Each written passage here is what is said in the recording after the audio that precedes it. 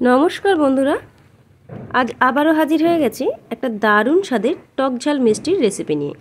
আজ আমি করব কুলের আচার, যেটা 1 বছর পর্যন্ত আপনারা বাড়িতে রেখে দিতে পারবেন।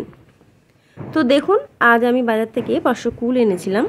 তো সেই কুলটাকেই খুব ভালো করে ধুয়ে নিচ্ছি, কারণ কুলগুলো যেহেতু বাইরে থাকে আর খুব নোংরাও থাকে, ধুলোবালি থাকে, তো তার জন্য কুলগুলোকে বাড়িতে এনে প্রথমেই খুব ভালো করে 2 বা 3 বার জল দিয়ে ধুয়ে নিতে হবে।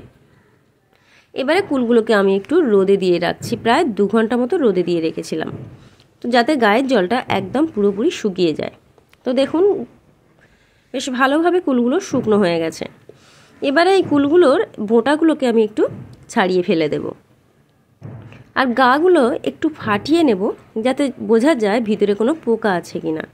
আর গাটা ফাটিয়ে দেওয়ার আরেকটা কারণ হলো, এর ভিতরে নুন ঝাল মিষ্টিটা খুব ভালোভাবে ঢুকে যাবে। এই আচারটা করার জন্য মেন যে উপকরণ দরকার সেটা হলো একটা ভাজা মশলা।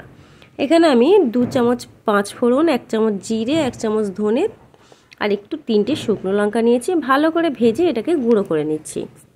এবারে একটা কড়া বসিয়ে দিয়েছি, তার মধ্যে প্রায় 4 থেকে 6 চামচ তেল দিয়েছি, সর্ষের তেল। কিন্তু এই আচারটা করার জন্য এতটা তেল প্রয়োজন নেই। তো কেন আমি তেল এতটা দিয়েছি সেটাও আপনাদেরকে বলছি। তেলটা যখন খুব ভালো করে গরম হয়ে গেছে, আমি 1.5 চামচ তেল তুলে নিয়েছি। এবারে ওই তেলটাকে ঠান্ডা করে নেব, আর কড়ার তেলের মধ্যে 1 চামচ 5 ফোড়ন আর একটা শুকনো লঙ্কা ফাটিয়ে দিয়ে দিয়েছি। এবারে ফোড়নটা থেকে ভালো গন্ধ বেরোলে আমি এর মধ্যে কুলগুলোকে দিয়ে দিয়েছি। এবারে কুলগুলোকে খুব ভালো করে একটু নাড়াচাড়া করে নেব। প্রায় 5 থেকে 7 মিনিট মতো আমি কুলটাকে নাড়াচাড়া করে নিচ্ছি। এবারে এই কুলের মধ্যে পরিমাণ মতো লবণ, 1/2 চামচ হলুদ গুঁড়ো, 1/2 চামচ কাশ্মীরি লঙ্কার গুঁড়ো দিয়ে ভালো করে নাড়াচাড়া করে নেব। তারপরে আমি এর মধ্যে প্রায় 350 গ্রাম চিনি দিয়েছি। 500 গ্রাম কুল নিয়েছিলাম, আমি এখানে 350 গ্রাম চিনি দিয়েছি। টক ঝাল মিষ্টি এর আন্দাজটা আপনারা আপনাদের আন্দাজ বুঝেই দেবেন। আমি এখানে 350 গ্রাম চিনি দিয়েছি। চিনিটা দেওয়ার পর খুব ভালো করে একটু নাড়াচাড়া করে নেব। যতক্ষণ না চিনিটা খুব সুন্দরভাবে গলে যাচ্ছে ততক্ষণই কিন্তু নাড়তে হবে। আমরা যখন স্কুলে পড়তাম তখন কিন্তু এই আচারগুলো স্কুলের সামনে বিক্রি হতো, আর তখন কিন্তু আমরা কিনেও খেতাম। আর তার স্বাদটা এতটাই সুন্দর ছিল, আর আজও সেই স্বাদটা সেই রকমই যদি পেতে চান, তার জন্য কিন্তু আজকের ভিডিওটা অবশ্যই দেখতে হবে। আর এই কুলটার মধ্যে চিনিটা যখন গলে যাবে, তার মধ্যে আমি একটু দিয়ে দিচ্ছি তেঁতুল গোলা জল। আমি এখানে প্রায় 25 গ্রাম মতো তেঁতুল নিয়েছি। তেঁতুলটাকে সামান্য একটু জলে গুলে নিয়ে সেই তেঁতুল গোলা জলটা দিয়ে দেব। দেওয়ার পর আবারও কিছুক্ষণ ভালো করে নাড়াচাড়া করে নেব। এবার দিয়ে দেব 3 চামচ ভেজে রাখা মশলাটা। যে কোনো আচারে এই ভাজা মশলাটা দেওয়ার জন্যই কিন্তু আচারের স্বাদ এতটাই টেস্টি হয়। আর এবারে ভাজা মশলাটা দেওয়ার পর খুব ভালো করে আবারও একটু নাড়াচাড়া করে নেব। কুলের আচারটা যখন হয়ে যাবে তখন কিন্তু ভালো করে একটু ঠান্ডা করে নিতে হবে। আচার কিন্তু আমার একদম রেডি হয়ে গেছে। এবারে একটা কাঁচের শিশির নিয়েছি।